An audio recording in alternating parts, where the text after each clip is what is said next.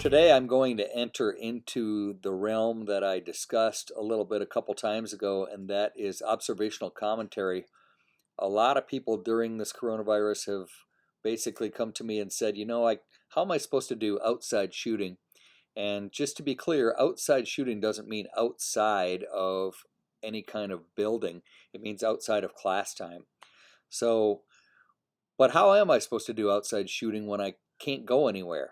When my family wants me to stay at home and not go outside too often? And the answer is for you to do observational commentary, very similar to the examples that I showed you a couple times ago.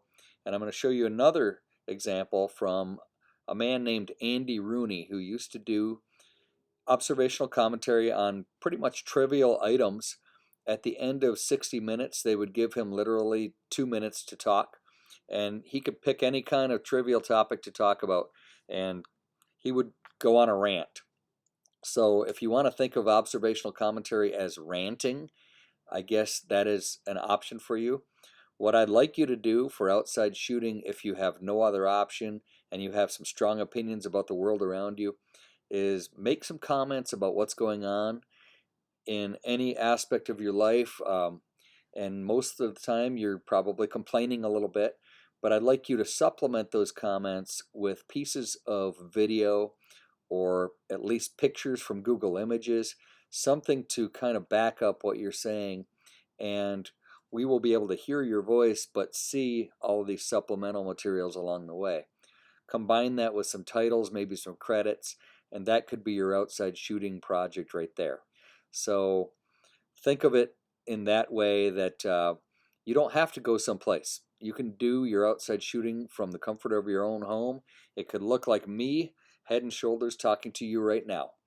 But have something to say, write the essay, make sure that you are clear, that you're not searching for words, that basically what you're saying is an interesting take on something. So spend some time writing it or putting your thoughts down on paper before you get up there and just start ranting. And there's your outside shooting.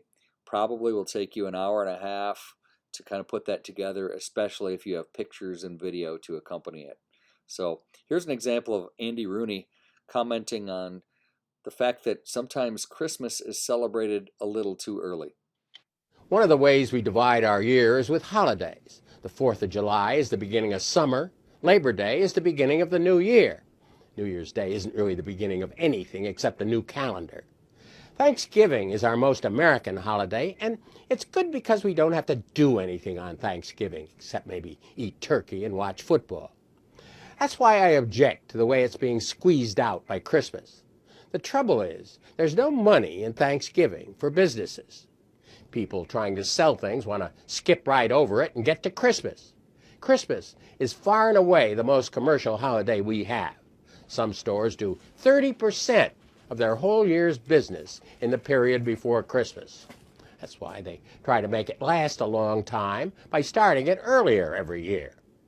Here it is 4 days before Thanksgiving, and the stores are already all about Christmas. The big department stores have their Christmas windows fixed up. They're good to look at, but they're too soon, that's all. It ought to be against the law to start Christmas before December. In the malls, some stores have had their Christmas decorations up since October. In New York City, they put up the tree in Rockefeller Center 10 days ago, 41 days before Christmas. The Salvation Army already has its bell ringers on the streets looking for Christmas donations. Everyone is trying to make whatever it has to sell at this time of year seem like a Christmas present. Shoes are not a Christmas present at any time of year. On television, they're unlikely Christmas gifts.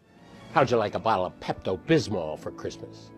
For the past 6 weeks, we've been getting magazines with special Christmas or holiday subscription offers. When you open a magazine, these holiday flyers fall out like confetti. In advertising, holiday is the new religiously correct name for Christmas. I like Christmas presents, Christmas music, Christmas trees, Christmas cards. I like the Christmas spirit. What I don't like is the way people whose only interest in Christmas is money have moved in on a nice non-commercial holiday like Thanksgiving. So now you kind of see another example of observational commentary in the form of Andy Rooney. So you can look up rants on YouTube and see all kinds of different people talking about things. So you notice this hat here, it is a bit of football season at this point. And if I were going to rant about the Detroit Lions and looking at Thanksgiving in particular, we have played in every Thanksgiving game since the 1930s. And I'm not ashamed to tell you how old I am at this point in time. I was born in 1967, so you can do the math. My Thanksgiving Day Lions record is 23-30, which could be worse. But if you look at 2004, we have been 4-12. 4 wins, 12 losses since 2004 on Thanksgiving Day. People are starting to rant that why do the Lions get to play every Thanksgiving when they can't win at a better clip than that? So there's a rant for you, some facts that you can add in. But I'll still be there every Thanksgiving, including the one coming up, to root for the Lions no matter what their dismal record has been. So pick something that kind of bothers you, put a rant together, put a video together. There's your outside shooting. And that's for people that can't get out of the house or whatever, and you're looking for some way to accomplish this objective. It is called observational commentary. Tell us what you think about something and have a strong take.